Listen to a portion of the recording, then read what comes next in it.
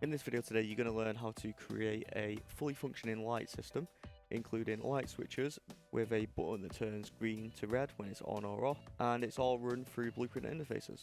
So let's get started. Okay, so let's go into the content folder, and we're going to go to characters, third person character, and create a blueprint class. This blueprint class is going to be called BP_light_switch. And we are going to be creating our own static mesh from scratch. But if you really want to, you can just use your own, get one from Sketchfab or something like that. So let's just import a cube, and I'm just going to change the scale of the cube to 0.3.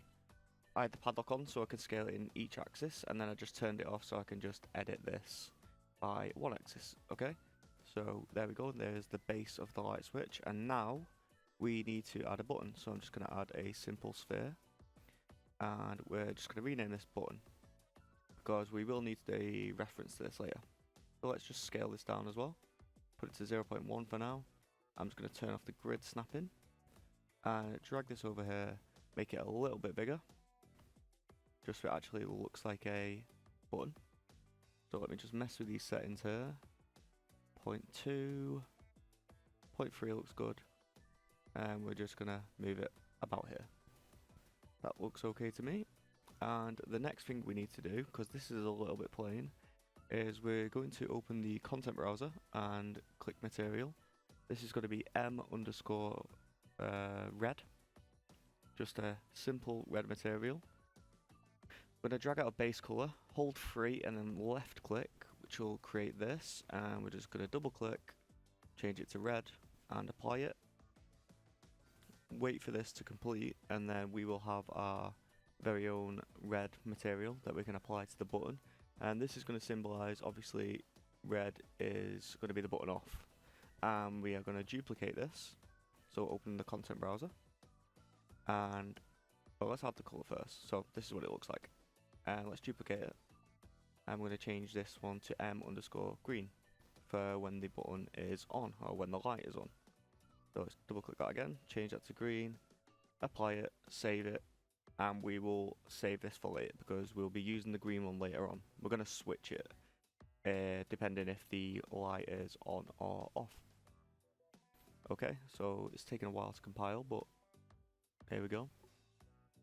Right, okay, so the next thing I want to do is I want to drag this into the map just so we can see it visually and get a feel for it. So let's open up our content drawer. I'm going to drag this into the map, and for now I kind of want this in front of the player start, so I'm going to rotate it by 90 degrees.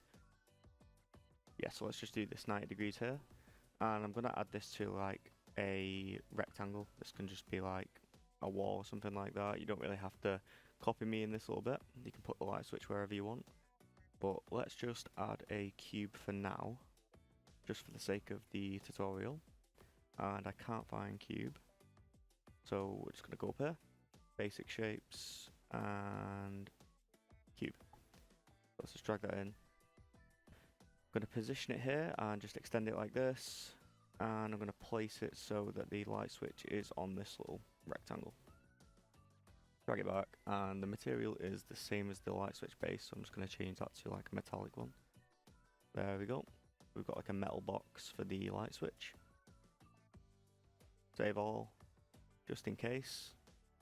And now when we play, you can see it in the map, and it looks pretty good. So what we're going to be doing is changing this light switch from red to green, and we're going to turn a light on and off in the map when we interact with it. But first, I want to change the directional light just so you can see the light in the game a little bit better. Let's just move this here. And there we go, that's perfect. Now we might add this to the wall later on. So let's go into the BP third person character, type in F key on the event graph, and then out of pressed, we want to create a line trace. So let's just type in get line trace. No, sorry, just line trace, not get. So we want line trace by channel. And the starting position is going to be our follow camera.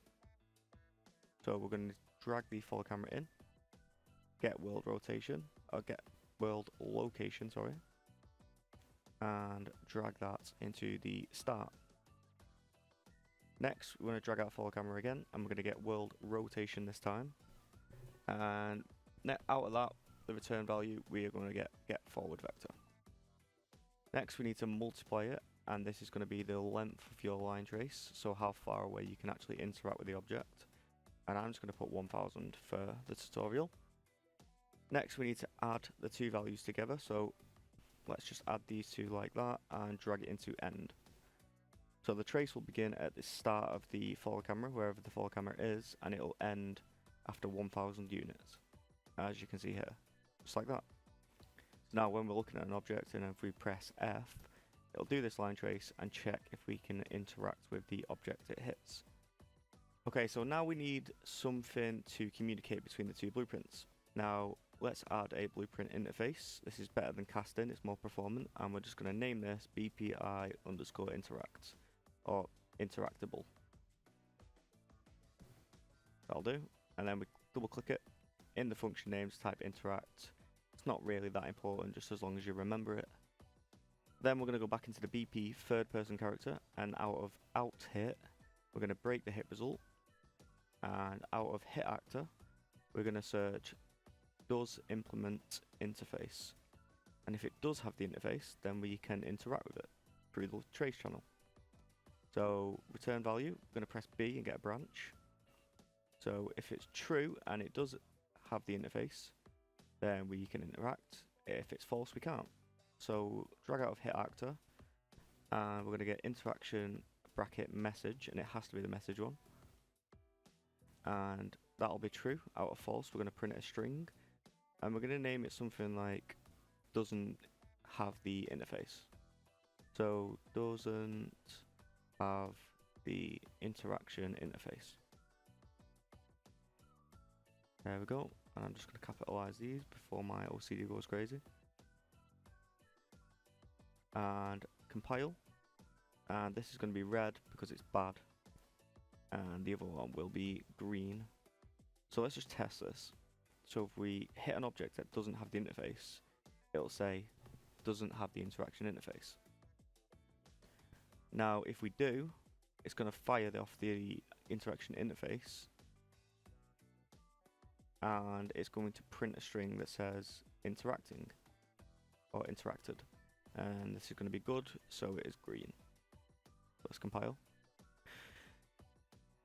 Right, next we're going to go to the BP light switch, and we need some code in here. So we first need to add a interface, so go to class settings, and we're going to search for interaction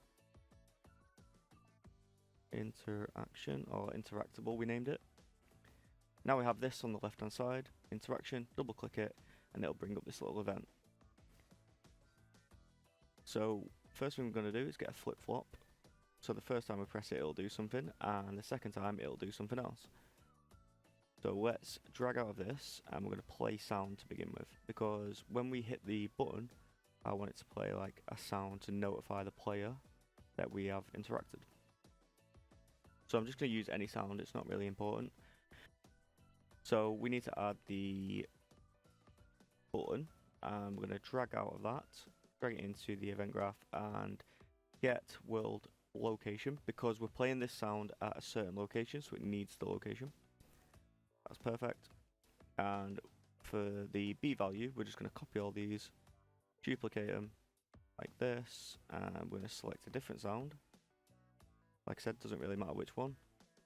And then we are going to connect this up to the B value. So connected to B, compile, save, and that is looking good. Next, we want to go to the BP light switch, and we're going to add a light. And this is the one that we're going to be turning on and off depending if the button is on or off, or red or green. So let's just position this here. I'm just going to position it over to the right hand side for now. And click compile, and we're going to drag out this button and rotate it. I'm going to put it against the wall just so it's easier to see. Just like this. Right, okay, that's positioned correctly against the wall, and we're just going to change the intensity to something crazy, and I'm going to change the radius and the cone angle just so it's more visible. As you can see, the light is working, and if we interact, it does nothing. And the reason it does nothing is because we haven't finished this code. So we need to go to the BP light switch and we need to get the spotlight. So we're just going to drag that into the event graph.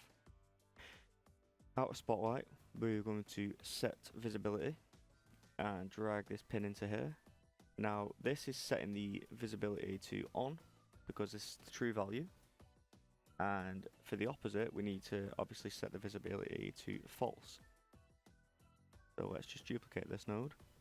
I'm going to drag out a spotlight again and connect that up. And if we click play, everything should work. So, oh, let's set this to not visible to begin with. And let's click play. And it's not visible, and when we interact, it still doesn't do anything. Okay, so what we need to do, we need to go back into this, and we actually need to set the new visibility to on, because it was off. And that should work perfectly fine. So if it hits something that isn't interactable, it won't do anything, and if it hits the light switch, which is interactable, then it'll turn the visibility on and off for the light. But one thing we haven't done is change the colour of the button. It's always red, and I don't want that. I want something different. So I'm going to change this one to green because this is on, and I'm going to change the false value to red when it's off. Let's just drag this, duplicate that. I'm going to type in red. This is the material we created earlier. So let me just scroll down and find it. I cannot, so I'm just going to select it and then click this little button here. There we go, and it's selected to red now. So if we click play, the button will be red and the light will be off, and then the button will be on and green, and the light will be on as well. So that is working pretty well. So I've just scaled the button up so it's more visible, and as you can see, it's going from red to green, on to off. And we also added a static mesh above just to make it look a little bit more believable. This is all for the video, so thank you for watching, and check out my other content. I will catch you later. Peace.